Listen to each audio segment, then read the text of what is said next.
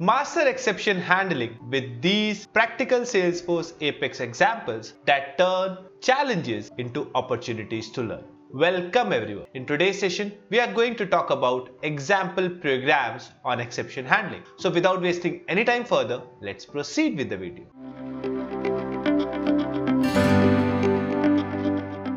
So today, the first example program that we are going to talk about is write a code that will give query exception and DML exception and use try catch to catch them in separate catch blocks.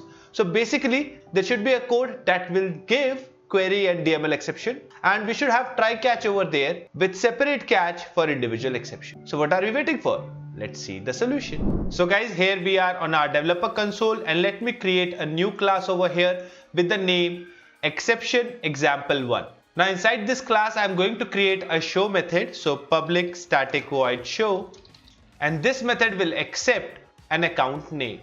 Now what I basically want is it will query the account having this specific account name and fetch the account ID of it. And then it will create a contact with the name contact person 1 and link it to the same account ID.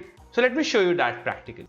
So here you can see I'm having an account stored in ACC variable, which is the same account having the name ACC name passed as the string variable to this method. Now with that specific account ID, I'm trying to create an account with first name contact, last name person 1, and then account ID as the same account which is being queried in the previous statement. And finally, I am inserting the contact.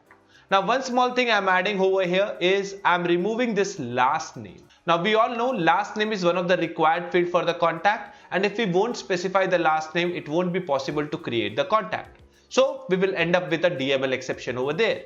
And in case if user specifies an account name over here, which is not existing in the org itself, then that will end up with a query exception. Now let me show you both the exceptions over here and then how to handle it. Now you see here I am running the program from the anonymous window by calling the show method and passing the parameter as Microsoft, and this time I am clicking on execute. Now right now you can see it is showing a query exception because no such record is existing in the org for the account object. Now in case if I pass an account name which is existing over there, so for that let's quickly go to the org and find out an account from there which is existing. So you can see here is an account with the name proper Kumar, so I am passing proper Kumar over there and then I am clicking on execute. Now an account is certainly existing over there, but now it is ending up with a DML exception which is printing because required field is missing, that is nothing but the last name. So how to handle these two exceptions over there? By having two separate catch. So here I am adding a try block and keeping all these three statements inside the try. After that we will have two catches. So let me add two different catch over here. So here you can see I have added both the catches. The first one is having query exception, the second one is having DML exception as an object. And in both the places, I'm just simply printing exception caught and then using the get message method of the exception class itself. Example program 2. Here we need to write a method in a class that will accept two strings as parameter and return the longest string.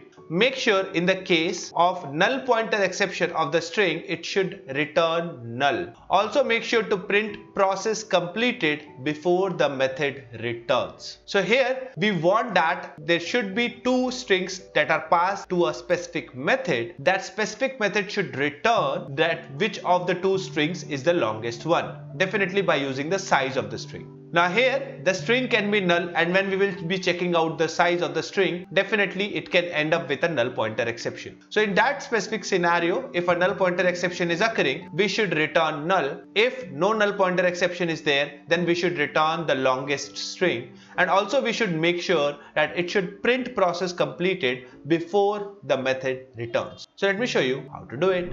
So guys, here we are in our developer console and I have already created a program exception example2. Now inside this program, let me create the method that accepts two strings. So public static, and it will return a string get longest, and to this method I will pass two strings as str1 and str2. Now definitely we need to return the longest of these two, so that can be done very easily. So for that I am taking help of conditional operator over there. So I am using return keyword and I am using conditional operator like str1.size is greater than str2.size.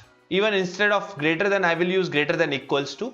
So in such scenario, if it is greater than equals to, I will return str1, or else I will return str2. So it's very simple. I have explained you about conditional operator in one of the other video. If you haven't watched that video, you can certainly go and watch that specific video by clicking on the top right corner right. Now here it is definitely returning the longest string, but why it is showing an error right now? So let's check that out, why it is showing an error. So in the problems, it is saying that method does not exist or incorrect. The method name is size.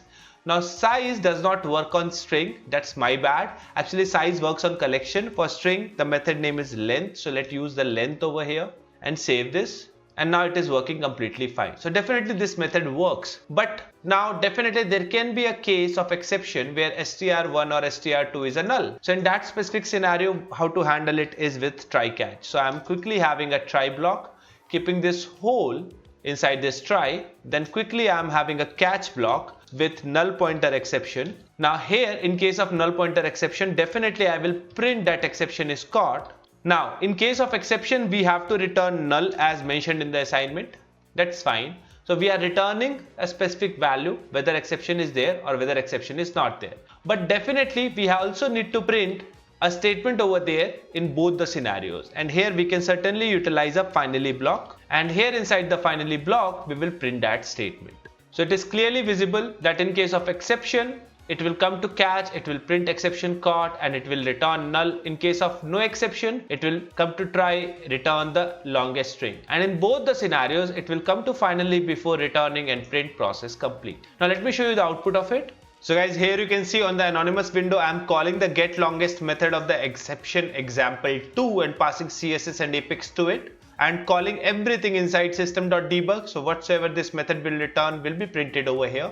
Now let me click on execute and check debug only. So you can clearly see first it printed process completed, and then it printed the returning value, that is Apex, which is the longest string. Now this time I will pass these values, but one of the value I will make it null.